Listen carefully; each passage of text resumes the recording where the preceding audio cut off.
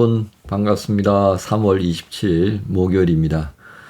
오늘 누가복음 9장 51절에서 10장 20절까지 말씀 함께 나눕니다. 이 가운데서 10장 17절부터 20절까지 말씀만 봉독합니다. 70인이 기뻐하며 돌아와 이르되 주여 주의 이름이면 귀신들도 우리에게 항복하더이다. 예수께서 이르시되 사탄이 하늘로부터 번개같이 떨어지는 것을 내가 보았노라. 내가 너희에게 뱀과 전갈을 밟으며 원수의 모든 능력을 제어할 권능을 주었으니 너희를 해칠 자가 결코 없으리라.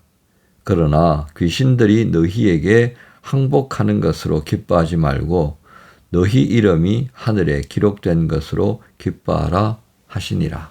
아멘. 오늘 말씀의 제목은 하나님이 우리를 기억하신다. 하나님이 우리를 기억하신다 하는 제목으로 나눕니다. 오늘 말씀의 내용은 크게 또 그 두 부분으로 우리가 나누어서 볼 수가 있겠습니다. 하나는 예수님께서 사마리아인의 마을에 이제 들어가시려고 했었는데, 예수님을 거부한 것입니다.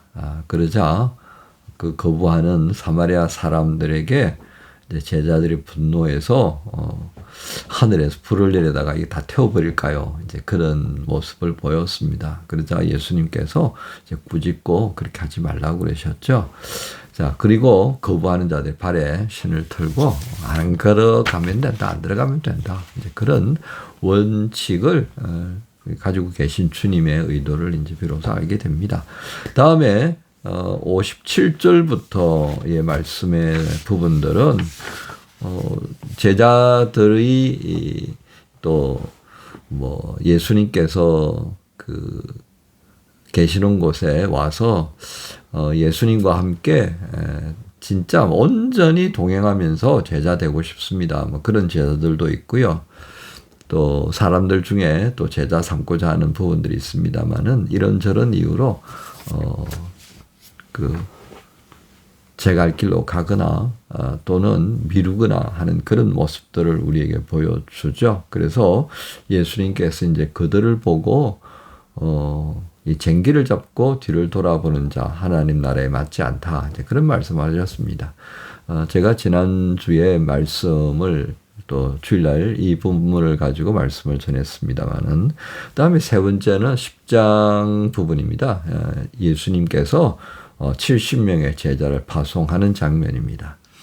뭐 제자 데리고 했던 사람들이 왔지만 뭐 이런저런 조건이 안 맞아서 떠나가는 사람들, 또 제자 데리고 왔는데 정작 일을 시키려고 그러니까 뭐 이런저런 핑계 대면서 자꾸 미루는 사람들, 뭐 그런 사람들 저런 사람들 다 이제 떨어뜨리고 나니까 결국은 70명이 남았셨다는 뜻이겠죠. 그리고 이제 그 제자들을 파송을 합니다. 근데 파송을 하면서 여러 가지 상황들을 예수님께서 다 짐작하시고 말씀하신 것이 1절부터 16절까지 내용이 있습니다. 그죠? 주수할 것이 많은데 일꾼이 부족하다. 뭐 너희를 양이라고 그러죠. 제자들을 양이라고 말씀하시면서 이리 가운데 보내는 것 같다. 세상에 험악한 그런 형편과 처지를 주님이 아신 거죠. 또 이제 파송될 때 뭔가 넉넉하게 준비해서 가는 거 그거 아니다. 주님께 신뢰하고 주님께서 또 허락하시는 것으로 그렇게 먹으면서 가는 게 맞다. 오직 하나님의 어떤 그 도우심만을 바라보는 그런 모습을 또 준비하는 것이 합당하다. 그리고 영접하는 곳에 또 가고 영접하지 않는 곳에는 마음을 두지 말아라. 그러면서 이제 고라시가 베세다에 대한 주님이 아주 그 저주하는 말씀이 있죠. 그죠? 가장 많은 은혜를 보면서도 회개하지 않는 이 고라신과 베세다에 대한 말씀합니다. 그리고 이제 마지막 오늘 중심이 되어지는 17절부터 20절에 너희 이름이 하늘에 기억된 것으로 기뻐하라. 이제 이 말씀을 하시는데요. 이제 제가 여러분들이 이해하기 쉽도록 앞에 있는 간략한 내용들을 이렇게 정리를 해드렸습니다. 핵심은 뭐냐면 방금 읽어드렸던 17절부터 20절까지 말씀이에요. 여러분 오늘 전반적으로 보십시오. 51절부터 10장 20절까지 오는 가운데 예수님의 그 여정 그 순간순간에 어려운 부분들이 참 많습니다. 그 첫 번째가 바로 이제 사마리아 마을로 지나가시려다가 거부하는 장면이 있잖아요. 그죠? 그러니까 어떤 이들은 이 유대인이었던 예수님께서 자신들의 마을에 들어오는 걸 원하지 않아요. 그 왜냐하면 사마리아 사람들과 유대인들 간에 오래 묵은 이 불신, 원망, 분노의 그런 썬뿌리가 있단 말이죠. 그러니까 이런 그 어떤 선입관, 오랫동안 가지고 있던 어떤 불신들, 이것 때문에 이제 복음이 거부당해 버린 거예요. 제가 염려하는 건 이제 바로 이런 부분들이 우리 사회에 있다는 겁니다. 교회가 계속해서 이 사회에, 신뢰되지 못한 행동을 하니까요. 이게 어느 정도 시간이 흐르면 어떻게 될 것 같습니까? 여러분, 그 세대가 없어지고 나면 복음이 잘 흡수될 것 같아요? 아니에요. 이게 누적이 된다고요.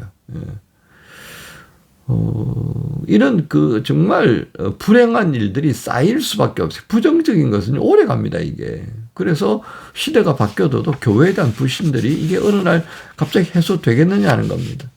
그러니까 오늘 예수님께서 사마리아 지역을 들어가시다가 거부당하는 이 장면은 앞으로 한국 교회가 마주할 수밖에 없는 상황일 것이라는 겁니다. 대통령 탄핵 문제를 두고서도 교회는 대체적으로 침묵하거나 아니면 찬성 비스무리하게 가는 그런 양상을 띠는 것 같아요. 특히 중대형 교회 이상들의 모습을 보면 이거 참 기가 막힐 노릇입니다. 차라리 아무 말도 하지 말든지요. 왜 입을 열어가지고 말을 하면 불신을 조장하는 그런 말을 하게 될까요? 정말 이해가 안 되는 면이 많습니다. 이것이 현재 문제를 이렇게 회피하면서 살기를 바라는 거죠. 그죠? 근데 그게 불신을 조장한다는 겁니다. 진실을 외면해버리고 적당한 선에서 멈추어버리는 그 모습. 이것이 나중에 어떤 후과를 가져올지 우리가 고민할 좀 필요가 있겠습니다. 그리고 이제 마지막 부분에 가보면 오늘 제자들이 파송받고 난 다음에 이제 사역을 하니까 능력이 나타났잖아요. 그죠? 말씀을 증거하고 예수 이름으로 손을 얹고 기도하고 하니까 역사가 일어나잖아요. 그거 보고 이제 흥분해서 돌아온 겁니다. 자, 그런데 오늘 예수님께서 무엇에 마음을 두라고 하시는 겁니까? 이 현상? 이 크고도 놀라운 일들? 그게 선교 현장에서 이루어졌다고? 그것 때문에 흥분하는 것을 보면서 예수님께서는 아니야. 어떤 현상을 보고 흥분하지 말아라. 그것이 어쩌면 하나님께서 역사하시기 때문에 당연히 일어날 수밖에 없는 거야. 그게 너희가 지금 살아가고 있는 하나님 나라고, 그리고 너희가 만날 사람들이 또 누려야 될 하나님 나라의 기쁨이야. 그게 큰 게 아니야. 그거는 당연한 거야. 근데 뭐가 중요해? 너희가 이런 일을 함을 통하여서 하나님께 기쁨이 되고 있다는 것. 하나님께서 너희를 기뻐하신다는 그것이 더 중요한 거다는 겁니다.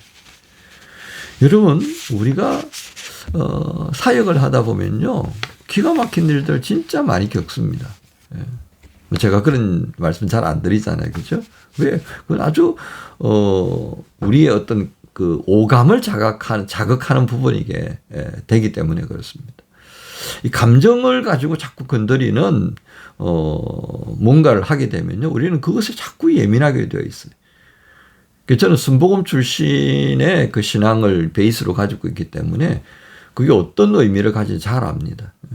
그보다 더 중요한 것이 말씀에 뿌리 내리고 말씀에 깊이 들어가서 그 말씀 안에서 하나님과 사귐이 이루어지는 것이 중요하다고 여기기 때문입니다. 물론 신앙의 초보에 있을 때는 그런 어떤 영적인 아주 크고 놀라운 일들을 한 번쯤 경험하는 게 좋기는 해요. 그런데 이것이 한 번으로 끝나는 게 아니고요. 사람마다 조금씩 차이가 있지만 자꾸 거기에 이렇게 쏠리는, 치우치는 경향이 대체적으로 나타나더란 말입니다. 그래서 이거 참 조심스러운 거예요. 이게. 그래서 제가 경험했던 어떤 영적인 경험들 제가 잘 얘기 안 하잖아요. 그죠? 여러분 젊은 때에는 말씀에 뿌리 내리면서 그 말씀이 내 안에서 어떻게 이루어지는가를 경험하는 것이 중요합니다. 그래서 말씀 붙들고 기도하는 것을 제가 가장 또 강조하잖아요. 그러니까 좀 뭐 뜨겁지 않은 그런 느낌도 있을 수 있어요. 그죠? 근데 그것이 오히려 어떤 파워풀한 얘기들 제가 막 하면서 여러분들이 막 마음이 뜨거워져가지고 그런 부분에 치우쳐서 나타나는 역효과에 비하면 이쪽이 훨씬 더 낫다는 겁니다. 그래서 조심스럽게 제가 잘 얘기 안 합니다. 근데 우리가 신앙생활 하면 이런 영적 경험들이 엄청나게 내 앞에서 일어나는 것을 봐요. 그런데 오늘 주님께서 그걸 말씀하시잖아요. 그게 중요한 게 아니라고 하잖아요. 뭐가 더 중요하다고요? 네. 너희 이름이 하늘에 기록된 것으로 기뻐하라. 뭐에 대해서 기뻐하지 말고요. 귀신들이 너희에게 항복하는 것을 기뻐하지 말고. 그건 당연한 거란 얘기예요. 하나님의 임재가 있고요. 우리가 신앙을 고백하고 하나님의 다스림 안에 우리가 순종하면요. 엄청난 일들이 많이 일어난다니까요. 예. 근데 그게 무슨 와 이게 그게 전부가 아니잖아요. 말씀이 있는 곳에 역사가 있다는 것이 먼저 인식이 되어야 한다는 것을 주님이 말씀하는 겁니다. 그래서 하나님이 우리를 기억하셨다는 것에 먼저 마음을 두는 것입니다. 이게 하나님의 자녀들이 마음에 가지고 있어야 되는 확신이라는 거죠. 이 확신을 가지고 살아가는 하나님 나라의 삶이 내 안에서 열려지면요.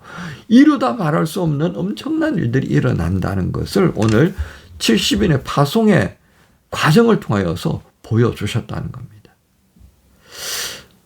이 사순절 기간 동안에 우리가 회복해야 할 것이 바로 이것입니다.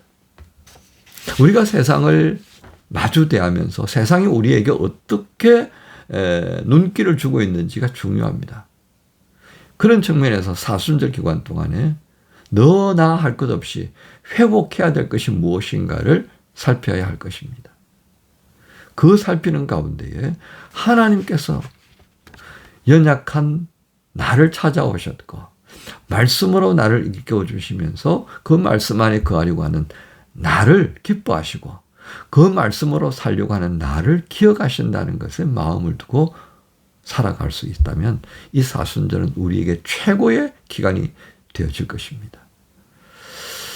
목요일 아침을 시작하면서 하나님이 우리를 기억하신다. 하나님이 나를 기억하신다. 이 말씀 앞에서 감사하며 힘있게 시작하십시다. 여러분 오늘도 화이팅 하십시다. 화이팅한 여러분 모두를 주님 예수님의 이름으로 축복합니다. 주님 감사합니다. 다른 어떤 산상보다도 주께서 우리를 기억해 주시고 있다는 것, 예수 안에 살아가는 저희들의 이름을 기억하신다는 것, 그것을 오늘도 마음에 되새김질하며 목요일을 살게 주옵소서. 예수님 이름으로 기도합니다. 아멘. 나의 시선이 나의 마음을 향할 때 자꾸 초라한 모습과 두려움뿐이네. 나의 시선을 당신께 돌릴 때 비로소 내 맘 평안해. 비로소 내 맘 평안해. 주를 바라보며 그 맘을 구합니다. 나의 모든 것 다 품으신 주님의 사랑, 나의 생각보다 더 크신 주님의 계획, 그 앞에 내 삶 드립니다. 주님께 내 삶 드립니다.